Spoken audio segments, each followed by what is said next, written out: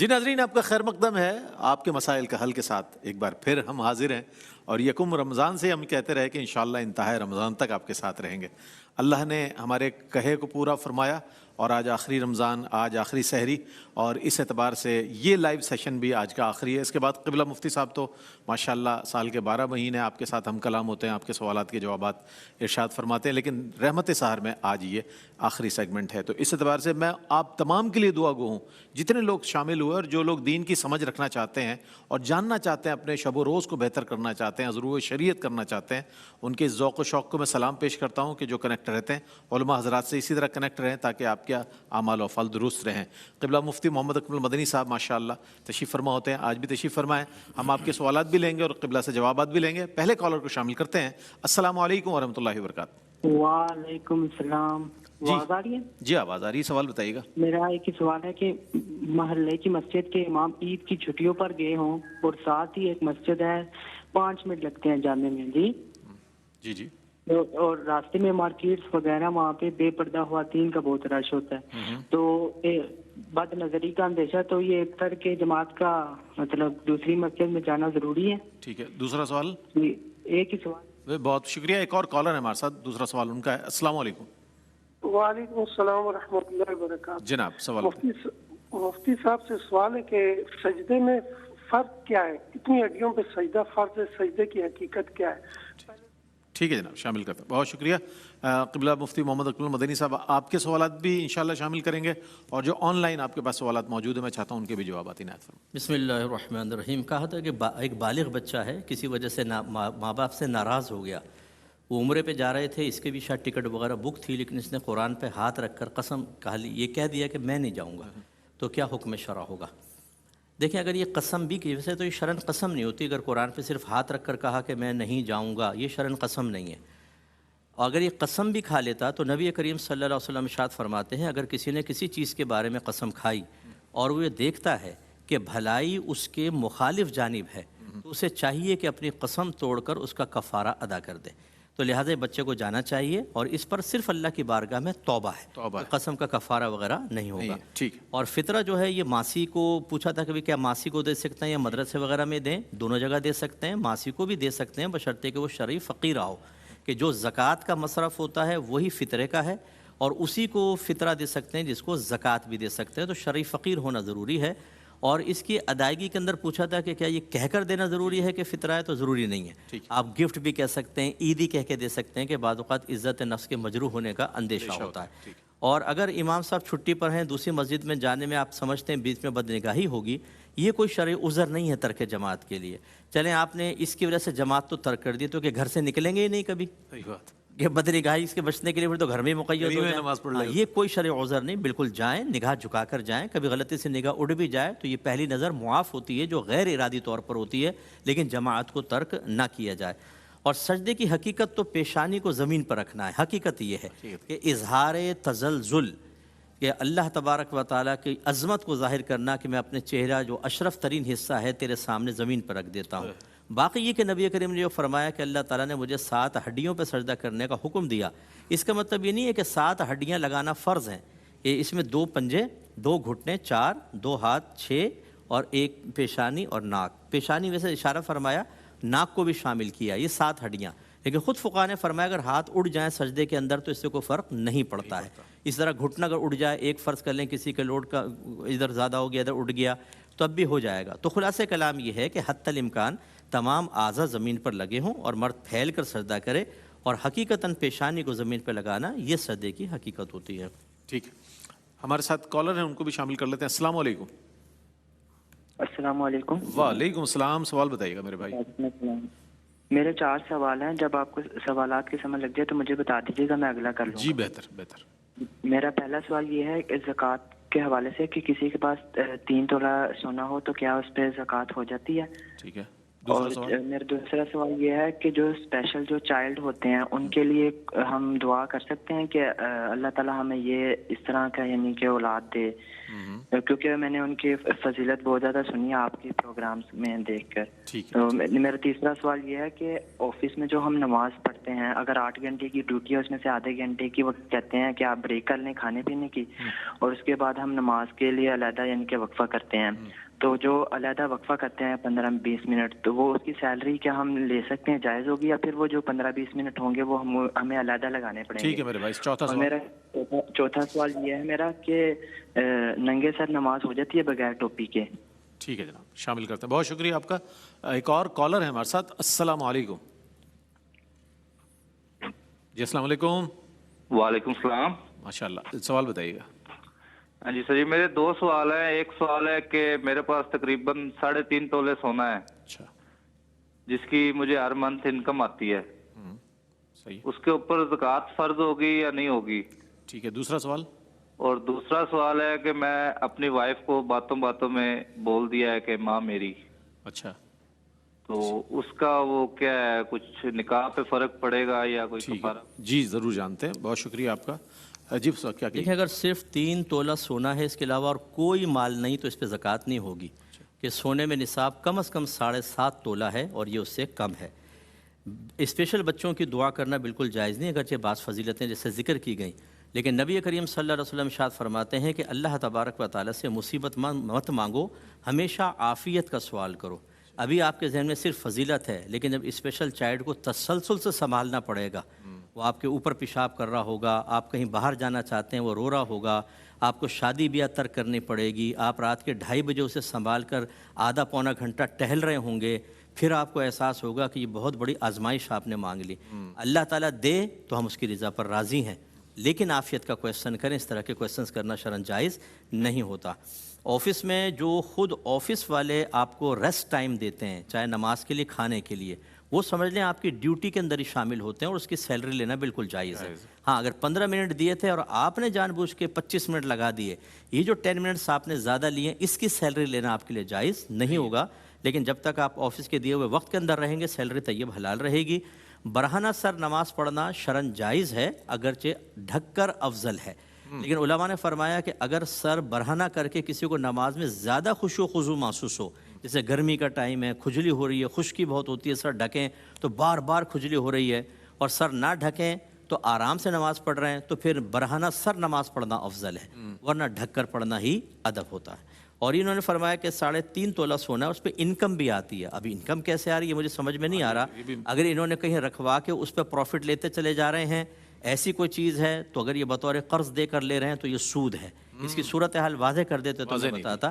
لیکن بہرحال یہ 3.5 تولہ سونے کے اوپر زکوٰۃ نہیں ہوگی. ہاں، اگر دوسرا مال ہے، مثلا چاندی ہے، کیش ہے، کچھ مالی تجارت، تو پھر ایسا ہوگا کہ 3.5 تولہ سونے کی آپ کرنٹ ویلیو لگوائیں اور دوسرے مال کو اس کے ساتھ ملائیں، اور پھر ٹوٹل کی آپ کو زکوٰۃ نکالنی ہوگی. لیکن دوسرے مال سے مراد یہ 4 قسم کے مال ذہن میں رکھ لیں: سونا، چاندی، روپیہ، مال تجارت.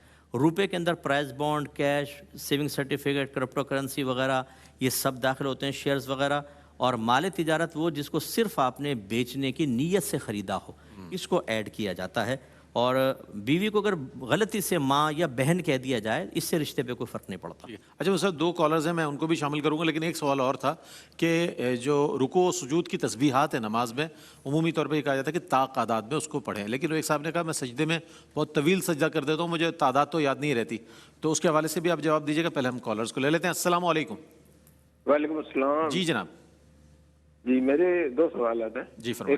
میرے 2 سوال. ایک سوال یہ ہے کہ فطرہ جو ہے وہ صاحب زکوٰۃ پر ہی واجب، یعنی جو صاحب زکوٰۃ ہے وہی فطرہ دے گا. دوسرا سوال میرا یہ ہے کہ قصر نماز کے حوالے سے اگر کوئی شخص ایک جگہ رہتا ہے، جو جائے پیدائش و زندگی اس نے وہیں گزاری کہ طویل عرصہ اپنے والدین کے ساتھ، پھر وہ جاب کی وجہ سے کسی دوسرے شہر میں منتقل ہو جاتا ہے، لیکن ابھی وہ گھر باقی ہے. جب وہ واپس اپنے گھر جاتا ہے کچھ دن کے لیے، 15 دن سے کم کے لیے، تو کیا وہاں وہ قصر نماز پڑھے گا یا وہاں ادا پوری نماز پڑھے گا؟ ٹھیک ہے جناب، شامل کرتے ہیں. بہت شکریہ. ایک اور کالر ہیں. السلام علیکم.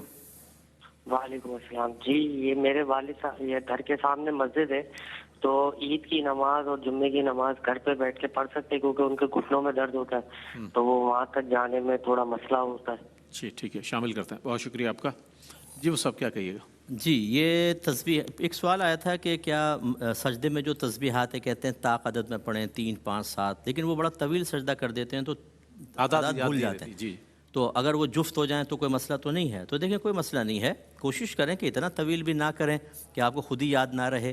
تو طاق عدد میں کریں 3 5 7 9, یہ سنت کے زیادہ قریب ہے, لیکن کبھی جفت ہو بھی جائے گا تو اس میں کوئی گناہ کا پہلو نہیں ہے. اور یہ بات بالکل ٹھیک ہے کہ فطرہ واجب تو اسی پر ہے جو صاحب نصاب ہوتا ہے, یعنی جس پہ زکوٰۃ فرض ہوتی ہے اسی پر. لیکن اس میں بنیادی فرق یہ ہے کہ زکوٰۃ کے مال پہ سال گزرنا شرط ہوتا ہے اور فطرے کے اوپر سال گزرنا شرط نہیں. جیسی عید کا دن آیا جو مالک نصاب ہے اس کے اوپر ہے. لیکن اگر فرض کریں کوئی غیر مالک نصاب ہے, اگرچہ اس پہ صدقہ فطر ادا کرنا واجب نہیں ہے لیکن وہ بھی کر دے, کیونکہ اس کے جو سبب بیان کیا ہے, جو اس کا فائدہ بیان کیا وہ یہ کہ جو روزوں میں کمی کوتاہی رہ جاتی ہے صدقہ فطر اس کا کفارہ ہو جاتا ہے. تو اگر آپ پہ واجب ہے تب بھی ہوگا, اور واجب نہیں ہے ادا کریں گے تب بھی یہ بینیفٹ حاصل ہوگا, تو بہتر ہے کہ ادا کر دیا جائے. والدین یہ کہتے ہیں کہ والدین کے ساتھ یہ رہتے تھے, دوسرے شہر میں منتقل ہو گئے. اگر تو والدین کا گھر ہے ابھی بھی, اسے وطن اصلی کہتے ہیں. اب آپ دوسرے شہر سے اگر ایک دن کے لیے بھی یہاں پر آئیں گے تو پوری نماز پڑھیں گے کہ آپ کے یہاں سے جانے سے وطن اصلی باطل نہیں ہو جائے گا جب تک کہ آبائی گھر وغیرہ موجود ہوتا ہے. اور گھر کے سامنے اگر مسجد ہے, والد صاحب یہ کہتے ہیں گھٹنوں میں درد ہے, تو جمعہ عیدین میں وہیں پر ہی یہ اقتدا کر سکتے ہیں کہ نہیں. دیکھیں اگر بیچ میں گلی ہے ایسی کہ آنا جانا ہوتا ہے لوگوں کا, پھر تو یہ 2 الگ الگ مقامات یا مکانات کہلاتے ہیں. مکان جگہ کو کہتے ہیں, جہاں امام کا مکان ہے وہی مقتدی کا ہونا چاہیے. اگر بیچ میں راستہ ہو جائے تو یہ مکان جداگانہ ہوگا, اقتدا صحیح نہیں ہے. اور اگر ایسا نہیں ہے, جیسے بعض وقت دیواریں بالکل متصل ہوتی ہیں اور یہاں پر آپ کے والد صاحب کے ساتھ 1 2 آدمی اور کھڑے ہو جاتے ہیں اور بالکل متصل دیوار کے پیچھے ہے, اس کی گنجائش نکل سکتی ہے. بس اس میں اتنا ہوتا ہے کہ امام کے انتقالات مشتبہ نہ ہوں, یعنی رکوع سجود میں جانا, اور عمومی طور پہ اب نہیں ہوتا کیونکہ مائک پہ نماز ہو رہی ہوتی ہے, مکبر بھی کھڑے ہو جاتے ہیں اور مکبر بھی کھڑے ہو جاتے ہیں. تو اس صورت میں تو ٹھیک ہے, لیکن بیچ میں اگر راستہ ہے پھر یہ اقتدا صحیح نہیں ہوگی. ٹھیک ہے, 2 کالرز ہمارے ساتھ موجود ہیں. السلام علیکم ورحمۃ اللہ وبرکاتہ. جی وعلیکم السلام ورحمۃ اللہ. جناب جی میں بیرون ملک سے آیا ہوں اور ہم لوگ آلریڈی 30 روزے رکھ چکے ہیں, تو اب آج ہمارا 31واں روزہ ہو جائے گا, تو اس بارے میں کیا حکم ہے؟ اچھا صحیح, شامل کرتے ہیں. جی ایک اور کالر ہیں. السلام علیکم.